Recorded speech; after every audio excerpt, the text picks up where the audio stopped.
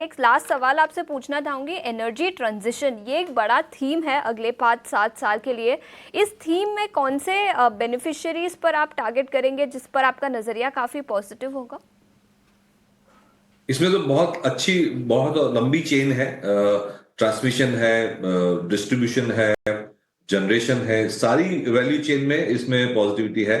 तो जो जो एग्जीक्यूशन करते हैं सोलर पैनल्स को रोल आउट करने के लिए ईपीसी करते हैं, जो विंड टर्बाइंस बनाते हैं, जो बड़े एचवीडीसी ट्रांसफॉर्मर्स बनाते हैं, अब पूरी वैल्यू चेन में बहुत इन्वेस्टमेंट की जरूरत है। क्योंकि जब हम एक रिन्यूएबल कैपेसिटी लगाते हैं सोलर या विंड में, तो अनलाइक थर्मल या न्यूक्लियर, उसकी availability is only about 15 to 20%। तो उसके लिए जो पूरा transmission and distribution and even storage, battery storage वगैरह के जो सिस्टम्स चाहिए, वो बहुत ज्यादा इन्वेस्टमेंट इंटेंसिव होते हैं। और उसकी वजह से मुझे लगता है कि ये जो थीम है वो एक मल्टी ईयर थीम है, न सिर्फ 1-2 साल की थीम है। आपसे ही पूछना चाहूंगी, वैल्यूएशंस की चिंता अब नहीं रही, अर्निंग्स ग्रोथ भी काफी अच्छा था तीसरी तिमाही में, तो क्या अब आपको लगता है कि मार्केट्स बॉटम आउट हो चुके हैं? और कौन से वो बड़े सेगमेंट्स और सेक्टर्स होंगे जहां पर 3 से 5 साल के नजरिए से इन्वेस्टमेंट किया जा सके? सर्टनली एग्जैक्ट बॉटम आउट हुआ है कि नहीं वो तो कहना मुश्किल है। काफी हद तक ये समीर पे डिपेंड करेगा, उनके एफआईआई किस तरह से फ्लोज आते हैं।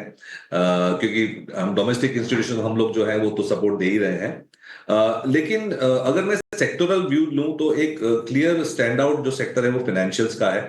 क्योंकि 2-3 चीजें उसके फेवर में है। एक तो काफी टाइम से, ऑलमोस्ट 2 साल से ये सेक्टर ने अंडर परफॉर्म किया है। कई वजह थी, लिक्विडिटी टाइट थी, क्रेडिट ग्रोथ कम हुई। लास्ट ईयर, पिछले साल आरबीआई ने जो अनसिक्योर्ड और पर्सनल और एमएफआई सेगमेंट था उसमें क्रैकडाउन करके भी क्रेडिट ग्रोथ घटाया। तो जो इंडिया जैसी इकोनॉमी अगर 7% पे ग्रो करना चाहती है तो क्रेडिट ग्रोथ कम से कम 13, 14, 15% तो होना ही चाहिए।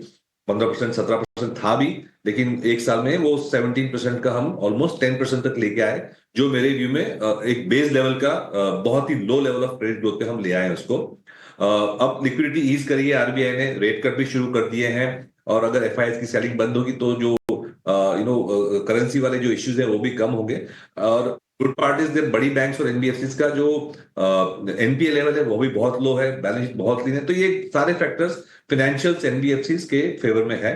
और उसमें फिर जब अगर मार्केट चलती है तो हम देखते हैं कि जो कैपिटल मार्केट लिंक सेगमेंट्स है, वेल्थ मैनेजमेंट, ब्रोकिंग वगैरह, वो भी चलती है। तो ये एक बड़ा अच्छा सेगमेंट है। दूसरा जो हमें अच्छा लगता है, डिस्क्रिशनरी कंजम्पशन, वो भी सिक्लिकली डाउन हुआ था।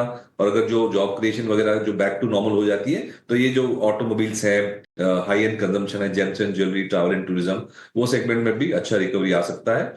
एंड जो मेन ड्राइवर था जो गवर्नमेंट स्पेंडिंग वाला, जो हमने कहा 1-2 क्वार्टर डिले हो गया, वो अगर हम बैक ऑन ट्रैक ले आएंगे, जो उसकी प्रोबेबिलिटी काफी हाई है, तो मेरे ख्याल से ये जो कैप गुड और इंफ्रास्ट्रक्चर जो सेगमेंट्स हैं, वहां भी अच्छी करेक्शन हो चुकी है, वैल्यूएशंस फेवर में आ चुके हैं। तो इसमें भी अच्छी व्यू ले सकते हैं 3 से 5 साल तक का।